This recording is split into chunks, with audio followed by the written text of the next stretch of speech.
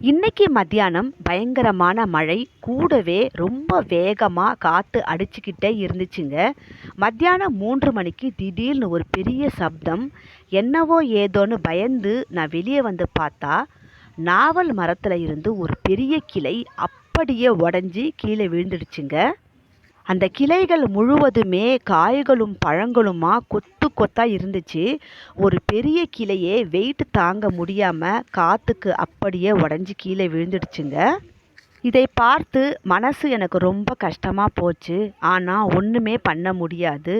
இது இயற்கையாவே நடந்த ஒரு நிகழ்வு. சரி அப்படின்னு மனசை கொஞ்சம் சமாதானப்படுத்திக்கிட்டு அதில் இருந்த எல்லா பழங்களையும் பறித்து எடுத்துக்கிட்டேங்க.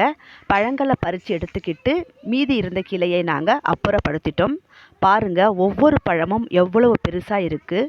நாவல் பழம் ரொம்ப மருத்துவ குணம் வாய்ந்தது. சர்க்கரைக்கு ரொம்ப அதிகமாக இதை சாப்பிடுவாங்க.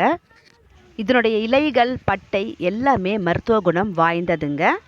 இந்த வீடியோ பிடிச்சா லைக் பண்ணுங்கள், உங்கள் ஃப்ரெண்ட்ஸுங்களுக்கும் ஷேர் பண்ணுங்கள். Please subscribe my channel. Thank you.